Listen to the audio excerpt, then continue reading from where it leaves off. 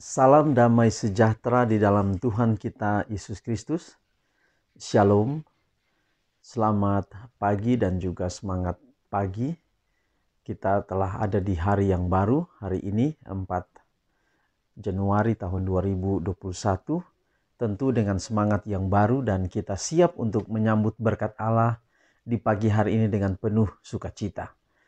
Kita akan mendengarkan pekabaran firman Tuhan pada pagi hari ini.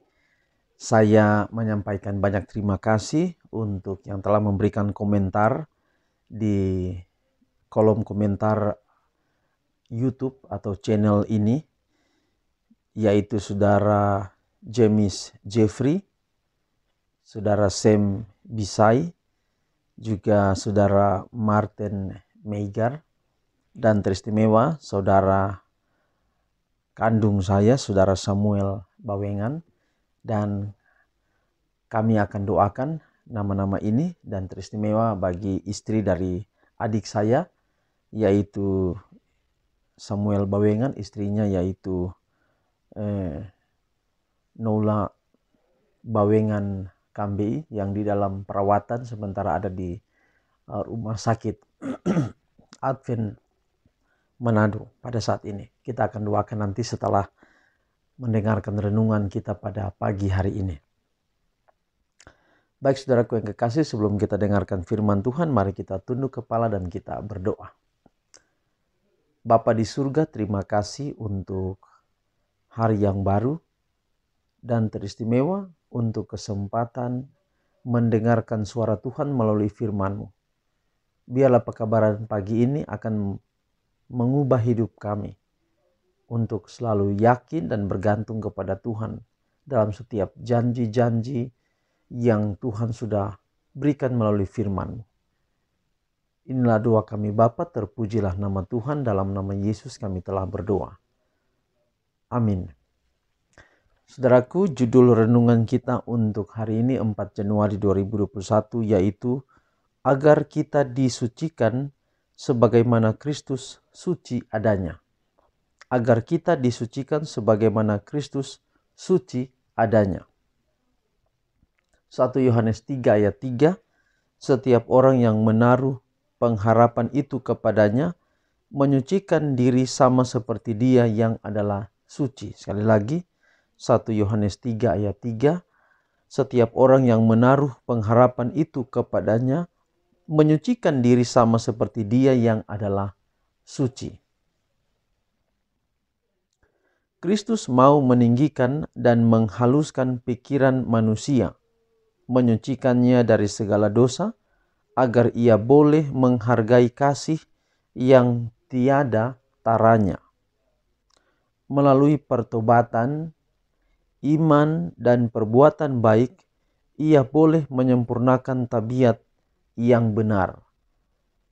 Lalu menuntut melalui jasa-jasa Kristus kesempatan istimewa menjadi anak-anak Allah. Asas-asas kebenaran ilahi yang diterima dan disimpan dalam hati akan membawa kita kepada suatu ketinggian kemuliaan moral yang tidak kita duga mungkin untuk kita capai. Setiap orang yang menaruh pengharapan itu kepadanya menyucikan diri sama seperti Dia yang adalah suci. Kesucian hati dan hidup ialah mata pelajaran yang terpenting diberikan oleh Kristus. Dalam khotbahnya di atas bukit, setelah merinci apa yang mesti dilakukan supaya berbahagia dan apa yang sekali-kali tidak boleh dilakukan, ia berfirman, "Karena itu haruslah kamu sempurna, sama seperti Bapamu yang di sorga adalah sempurna." Kesempurnaan, kesucian ini akan memberikan kepada mereka keberhasilan dalam menjalankan asas-asas yang telah diberikannya kepada mereka. Tanpa kesucian ini, hati manusia itu kikir adanya, berdosa, dan jahat. Kesucian akan membawa pemiliknya berbuah banyak dan berkelimpahan dalam segala perbuatan yang baik. Ia tidak akan pernah menjadi lelah dalam berbuat baik. Tidak pula ia mencari kedudukan dalam dunia ini, melainkan ia akan memandang ke depan dengan kedudukan yang akan diperoleh dari Raja Surga apabila ia akan meninggikan umatnya yang disucikan oleh saleh kepada tahtanya. Kesucian hati akan menghasilkan tindakan-tindakan yang benar. Sebagaimana Allah suci adanya dalam lingkungannya, demikian juga manusia harus suci adanya di lingkungannya. Dan dia akan menjadi suci kalau Kristus dibentuk di dalam hati, serta pengharapan kemuliaan ditiru dan dipantulkan seperti tabiat Kristus. Keagungan, kemuliaan tabiat orang Kristen akan bercahaya seperti matahari. Maka sinar terang dari wajah Kristus akan dipantulkan atas mereka yang telah menyucikan dirinya, sebagaimana ia juga suci adanya. Kesucian hati akan membawa kepada kesucian hidup. Saudaraku, Tuhan menginginkan kita menjadi anak-anak Allah, putra dan putri Allah, tetapi menjadi anak-anak Allah yang di dalam kekudusan atau kesucian.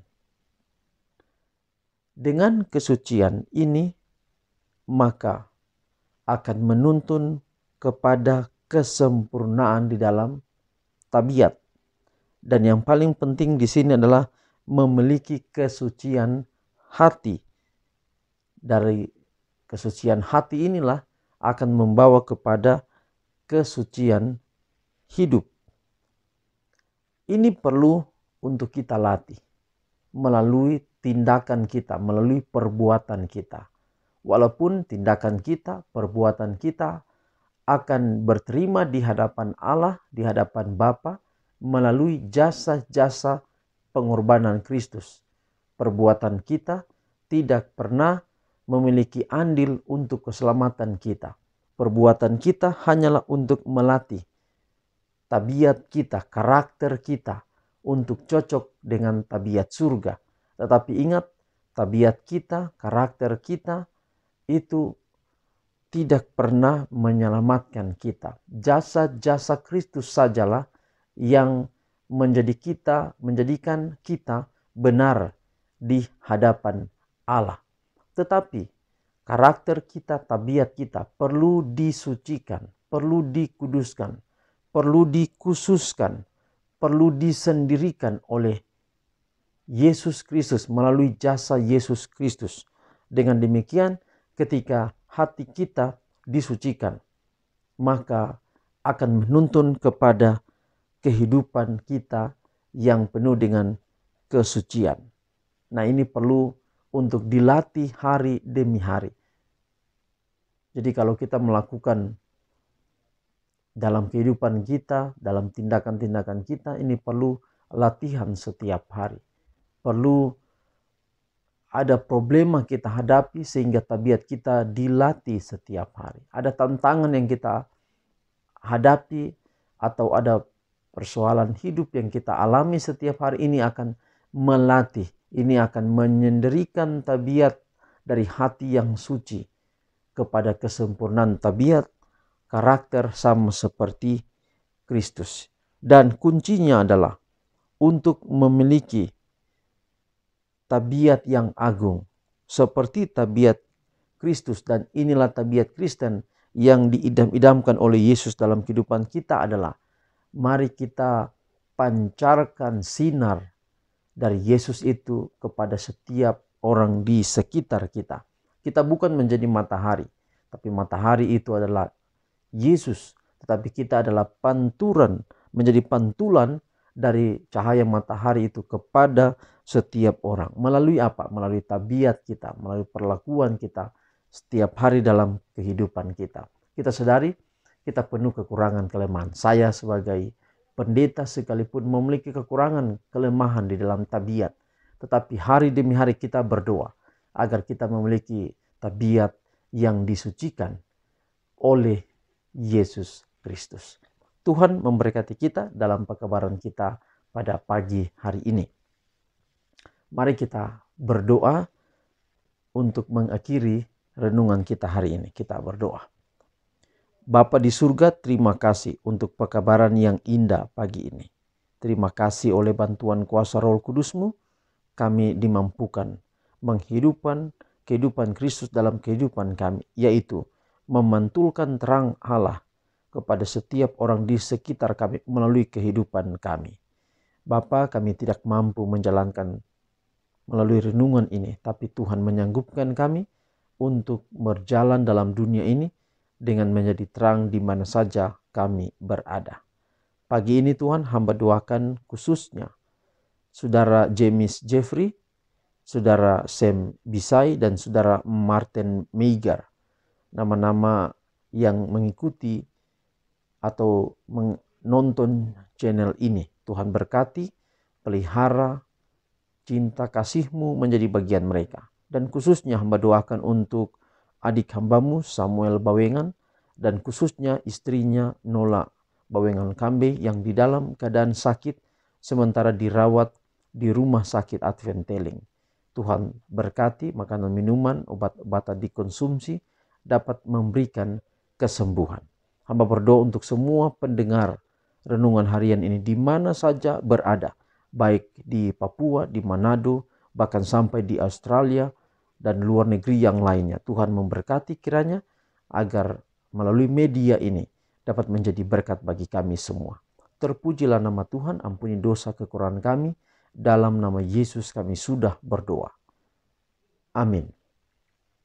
Demikian saudaraku renungan kita hari ini. Tuhan memberkati kita. Sekali lagi apabila ada usulan doa boleh menghubungi saya di nomor yang ada di layar kaca Anda.